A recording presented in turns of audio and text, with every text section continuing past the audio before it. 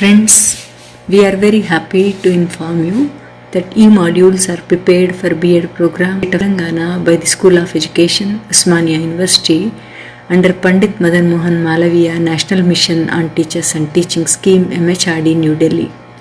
It's indeed our pleasure to share with the teacher educators and the prospective teachers and get maximum benefit out of it. It's a first of its attempt by us. We continue to add many more such lessons to share with you all.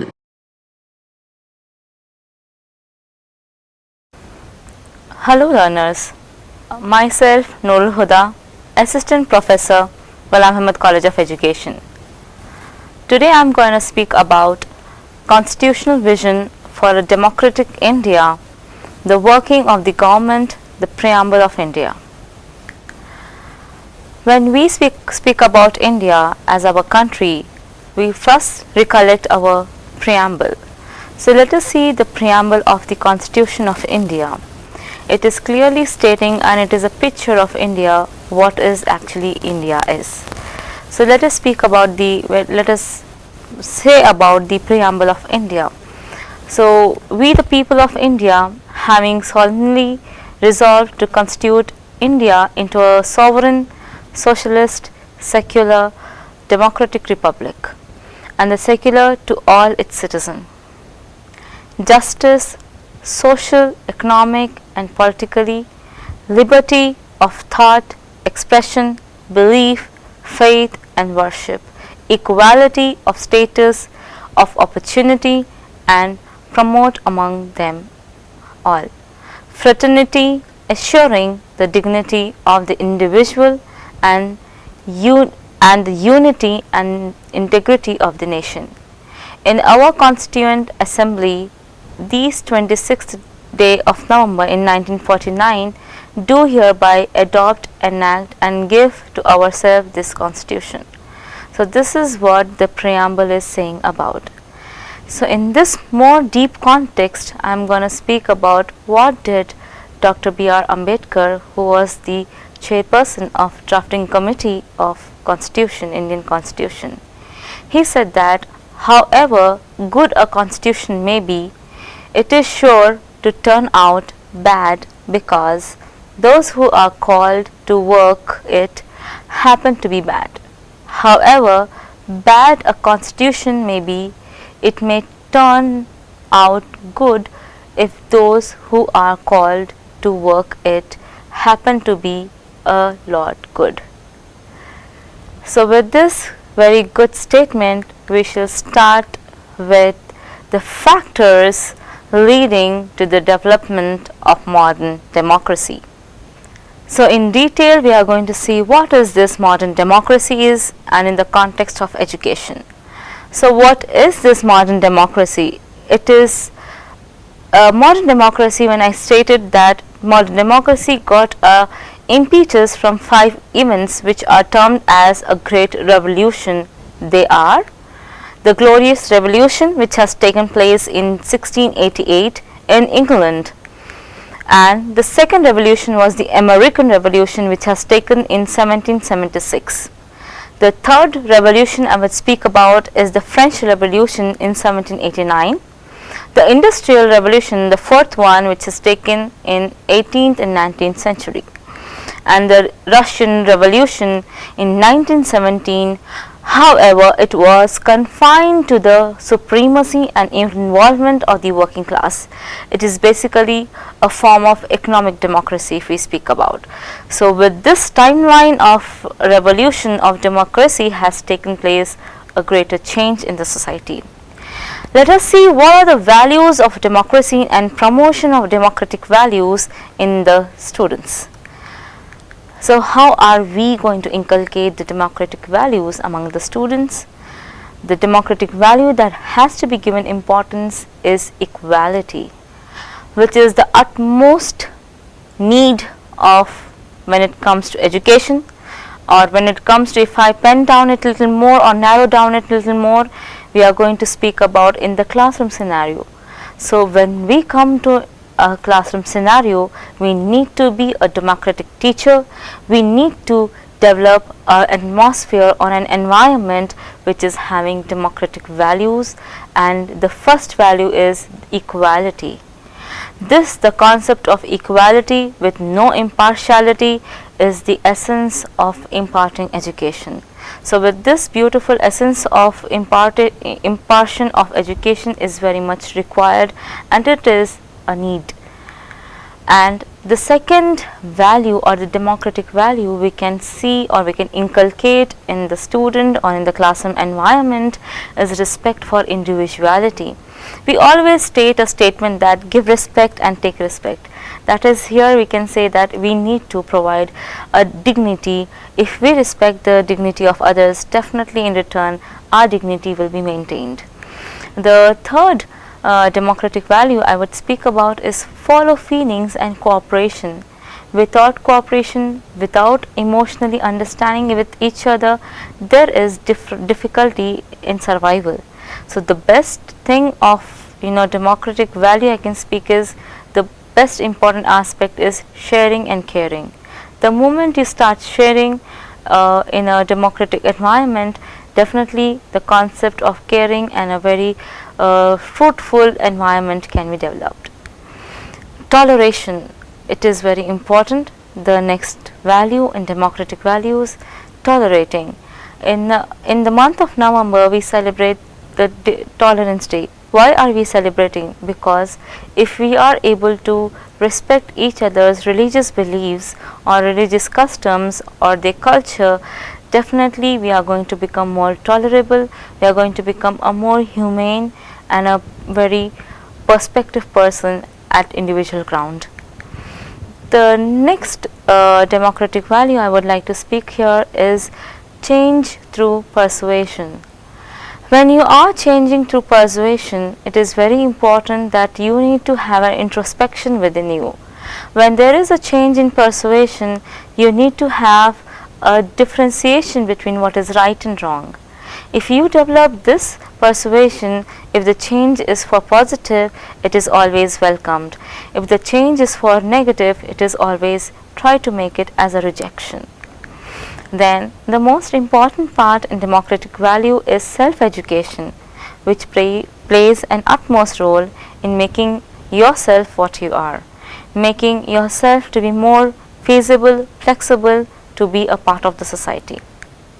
The last most important democratic value here I want to speak about is rational approach, or thinking in order to have right relationship between right and responsibility.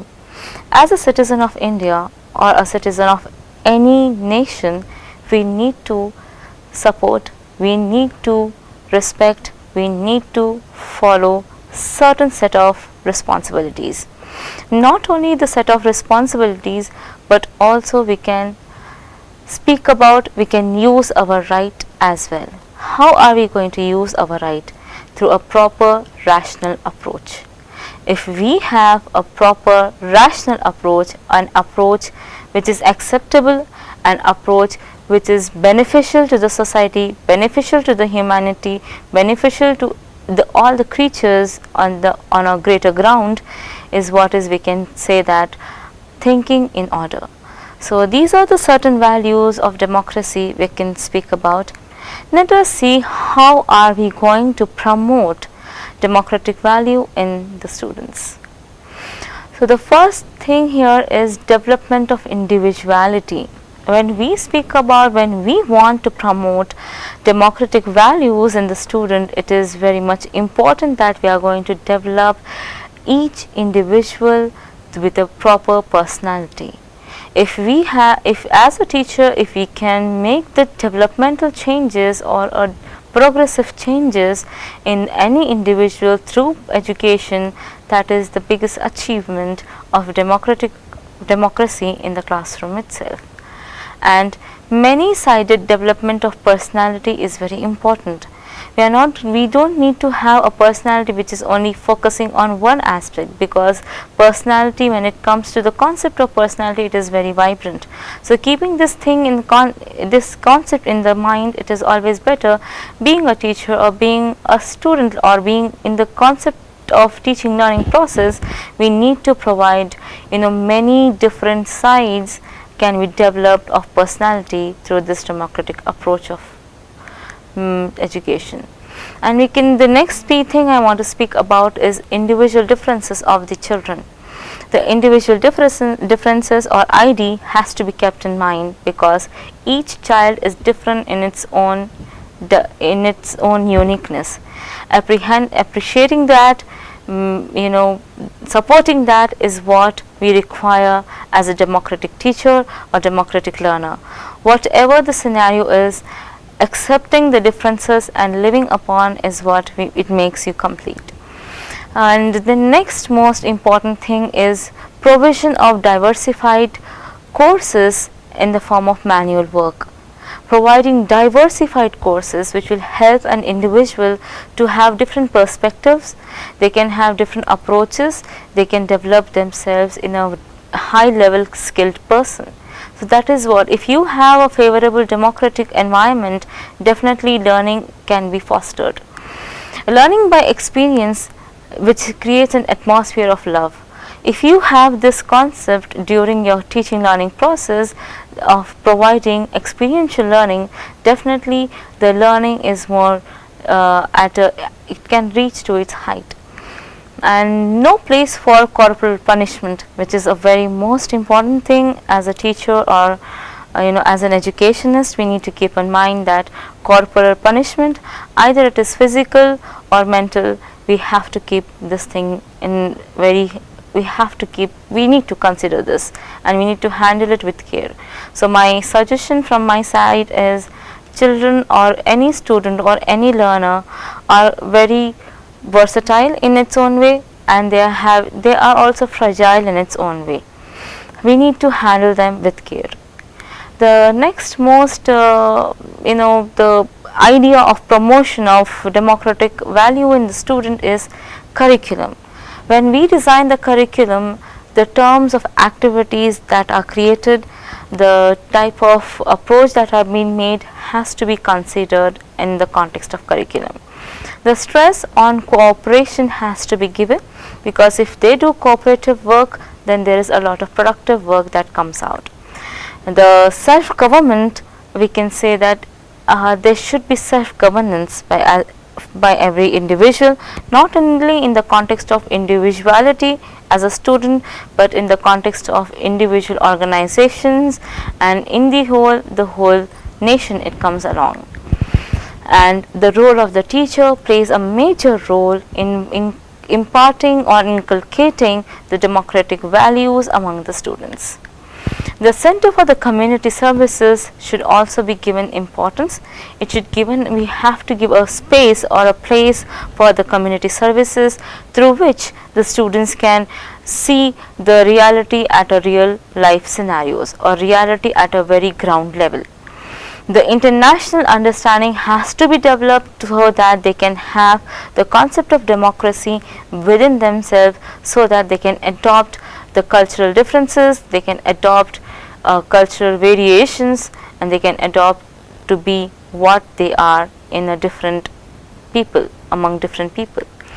They should also give emphasis upon respect for the individuality of the children.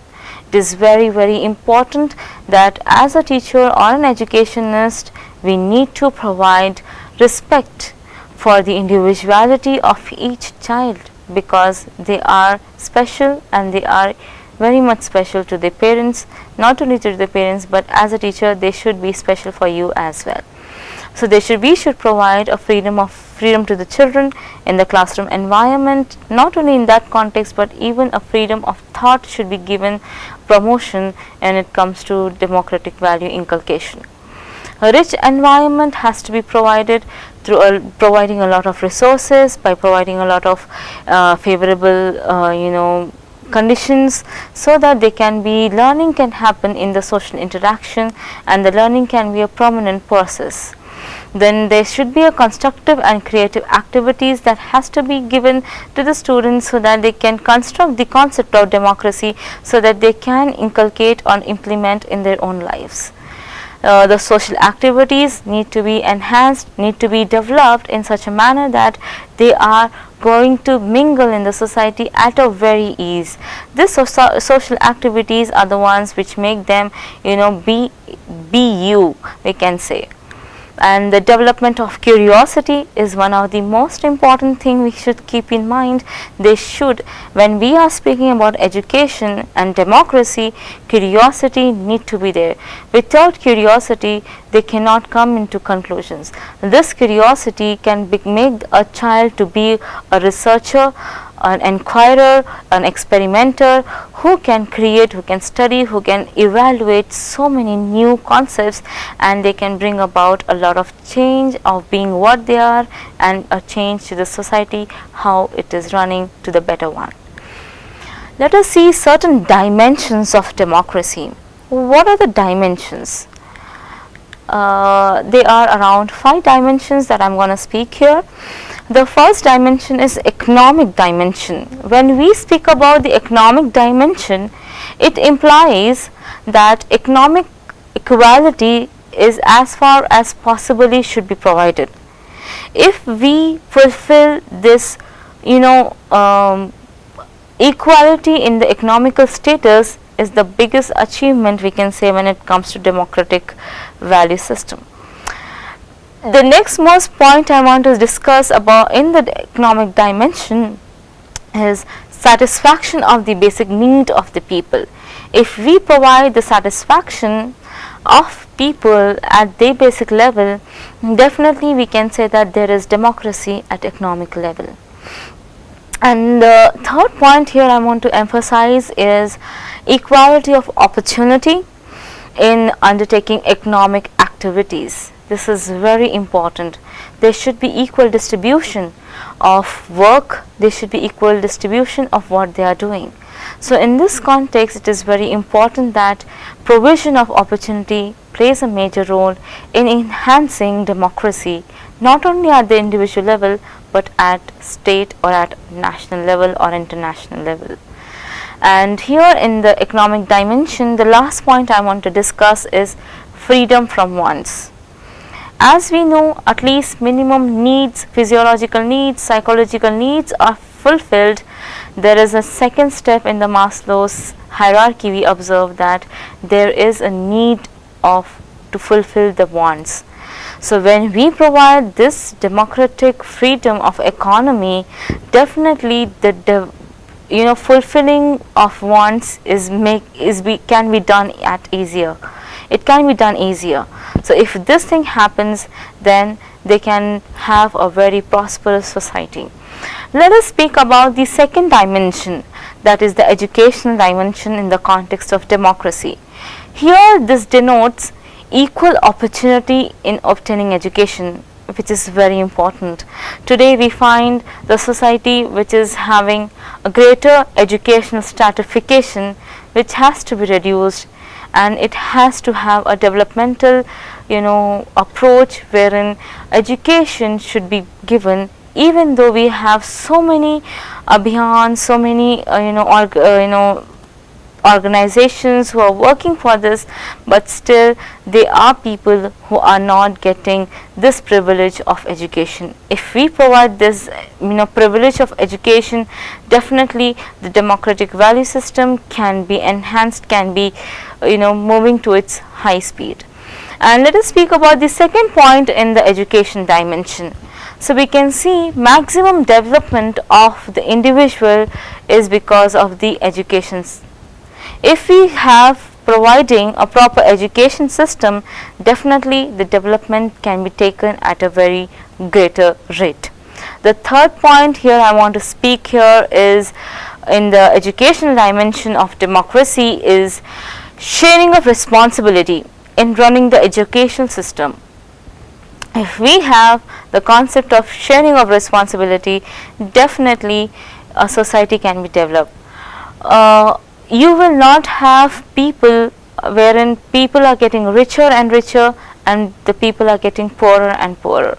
If we have this share of responsibility, definitely together everyone progress. And the last point here I will speak in the educational dimension, in the democratic context, it is education for all. If we have education for all, definitely we are going to have a very beautiful society. And next dimension in the concept of democracy, we can, in the context of education, we can speak about ethical dimension. What is this ethical dimension? This means that the faith that an individual is entitled to enjoy full respect for his individuality. That is the ethics, or the ethical ground we need to have, or ethical conduct we need to maintain, wherein we are giving importance not only to our own self, but also to the person who is sitting in front of us, or the person whom we are working with, by giving them equal individual respect. This is what we can say democracy is playing a role. The fourth dimension that we have a discussion here is political dimension. This includes the participation of people in government. This is the most important, or it is the foundation of democratic system, wherein there is equal participation of the people in the government, wherein this is the reason which we can see the government of India is more feasible, or the government of India is more acceptable, adoptive, and it is having a greater horizon of being what it is. And the second point, when it comes to the political dimension, would love to speak about election and adult franchise. As we know, when it comes to the concept of election, definitely we need a fair election. And adult franchise, as everybody knows, the age of election, at what age we can take the election, which is very clearly known, which is very clearly stated by the parents. So this is what we can do for. And then we will switch to the fifth dimension, that is social dimension, which incorporates equality of all, irrespective of caste, class, color, creed, sex and wealth. So when we speak about this social dimension, we need to incorporate the equality for all, which is irrespective of all these factors, that is caste, class, color, creed, sex, wealth. These things are not important when it comes to democracy. In the context of democracy, everyone is equal, and with this we can say that if we follow certain dimensions of democracy, definitely we can have a change. Now let us see about the most essential element of democracy, that is, they are the four elements on which the democracy is standing: equality, liberty, secularism and adult franchise. Let us see the important features of Indian constitutional vision. The major important feature of Indian constitutional vision is supremacy of the constitution. In democratic nations, the supremacy of constitution is given importance. The constitution is treated as supremacy. If whatever the constitution has stated, that has to be followed, and that has to be abide as a rule at any cost. And the second point we can speak about is republican and democratic form of government. This is one of the major reasons democracy is playing its lead in the society today, wherein we are having the public and democratic form of government, wherein we can choose our own electives. And secular characteristics of constitution is one of the most influencing factor which makes democracy as one of the most important aspect. And the next thing that I would speak here is separation of power between legislature. As we know, there is bicameralism which is existing in our parliamentary level. We have the power is distributed. There is no power and is handled by one each or department or one individual. It is distributed and it has its own equal importance. And there is the next thing is federal characteristics of constitution and sovereignty of the country, the dignity of the individual, the unity of the integrity of the nation, rule of law. The constitution framework in India in following four subdivisions has to be taken care. We can have free and fair election, we can have independent judiciary as we already have at 3 levels. So keeping these things in mind, the working of Indian government, when we speak about it, is standing upon three pillars, we can say: federalism, separation of power, and execution. Let us see the relationship between democracy and education. Democracy and education, according to the University Education Commission, they have explained that the education in this way, we can say that these democratic affirms that each individual has a unique adventure of life.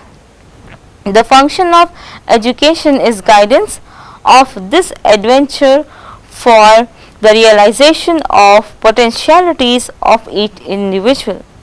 So this is what democracy is standing when we speak about democracy in the context of education. Let us speak about the democracy in other formats, that is according to the Professor Dewey in his book Democracy and Education, he explained about this concept very clearly, that relationship between education and democracy in this world, we can say that a society which makes progression for promotion in its good of all its members on equal terms, and which secure flexible adjustment of its health institutions, or adjustment of the institutions through the interaction of different forms of associated life, is a democratic society. If you want to have a democratic society, we need to have a proper flexible adjustment of institution which can have a proper interaction in the form of association or in the form of democratic society. If we want to have a democratic education or a democratic society, we need to create such a society that must have a type of education which gives individual a personal interest in social change without introducing disorder. According to Professor K.G. Saeedain, he explained the function of education and democracy in his book called Education, Culture and Social Order in these words. Education must be a social oriented that will be develop the basic equalities of which are necessary for the functions of the democratic life. He listed that the following qualities can be developed by educating of the democratic life. First one is passion for justice, second one is quickening of social consciousness, third one is tolerance of cultural and intellectual differences in others, and the last one is development of love for work. And the most important thing here in the ending, I would say, is deep and true love for the country is most important to become a democratic individual. Let us see the significance or the significant implications of democracy in education. Education is essential to a citizen to function as a voter and a legislator, which is very important. Education is essential to citizen to understand and discern intelligently the program of political parties. Education is necessary to enable the criteria prepare themselves for securing means of livelihood, without which a democracy is meaningless. And the fourth point here I would emphasize is education is essential to develop such attitude, skill and knowledge which enable the citizen to participate intelligently in social and other processes. Education enables individual to understand the law of their Lord and their implications. The right to education becomes a fundamental right to a genuine democratic world or society. Democracy is not merely the right to education, but right to education. Apart from that, there is right to educating number of other languages as well. So this is what we are speaking about, the dimensions, or we can say that the implications of democratic society in the context of education. Now let us speak about the conditions requisites for the successful working of democracy. How we can have that? A well knitted and well organized political parties are required.